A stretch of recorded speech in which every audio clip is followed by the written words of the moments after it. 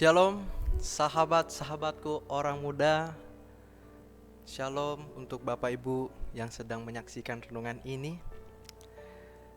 Terpujilah Tuhan oleh karena kita masih bisa merasakan kehidupan pada pagi hari ini, yang dimana sebelum kita mengawali aktivitas kita, alangkah baiknya kita mencari kerajaan Allah terlebih dahulu.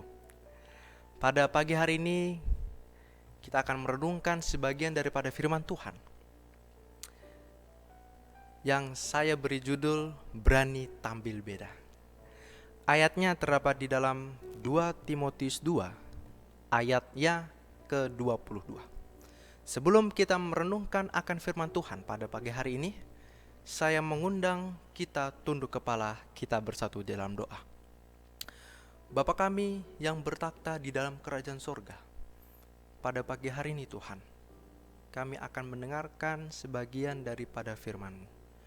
Kiranya Engkau bukakan hati dan pikiran kami, supaya kami boleh mendengarkan dengan baik.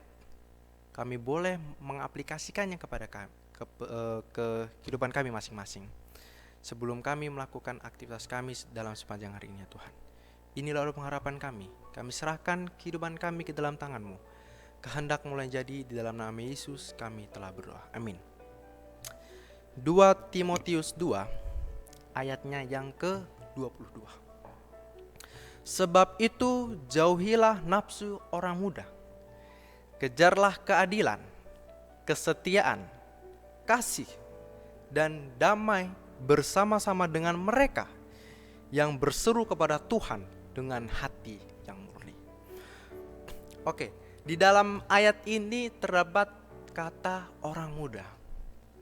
Mungkin ini lebih merujuk kepada kaum orang muda. Tapi saya rindu ayat ini boleh merujuk juga kepada orang tua yang memiliki jiwa muda. Nah, seperti yang kita ketahui, Bapak Ibu saudara-saudariku, dalam perkembangan zaman yang semakin cepat di era globalisasi saat ini, membuat anak-anak muda berusaha tampil dengan mengikuti tren yang sedang berkembang. Kecenderungan anak-anak muda adalah berusaha untuk bisa mendapatkan pengakuan dari lingkungan mereka. Mereka berusaha agar dapat diterima dalam lingkungan pergaulannya, yaitu dengan cara mengikuti tren yang ada pada saat ini. Nah, jika mereka tidak mengikuti tren, apa yang mereka rasakan? Mereka akan dianggap ketinggalan zaman dan kurang pergaulan, atau biasanya kita sebut dengan kuper.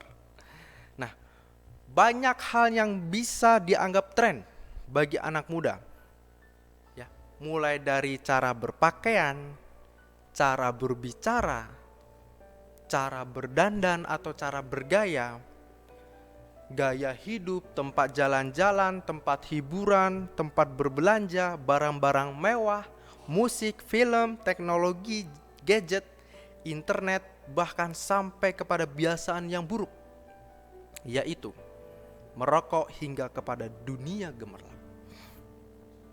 Nah, kita sebagai anak-anak muda dan juga kepada orang tua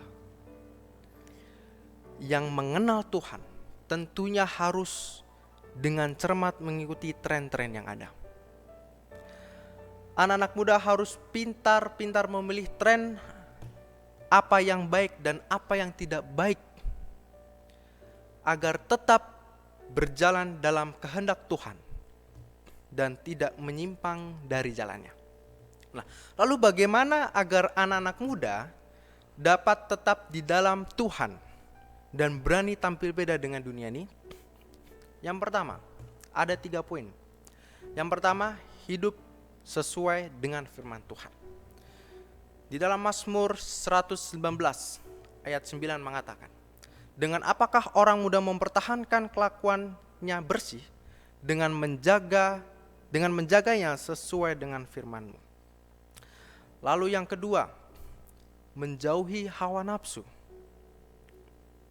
Di dalam 1 Yohanes 2 ayat 16 mengatakan, Sebab semua yang ada di dalam dunia ini, yaitu keinginan daging dan keinginan mata, serta keangkuhan hidup, bukanlah berasal dari Bapa, melainkan dunia.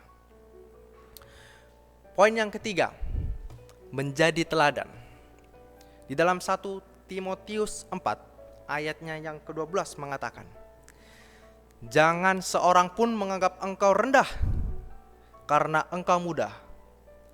Jadilah teladan bagi orang-orang percaya dalam perkataanmu, dalam tingkah lakumu, dalam kasihmu, dalam kesetiaanmu, dan dalam kesucianmu. Sebagai anak muda, bukan berarti kita tidak bisa menjadi teladan.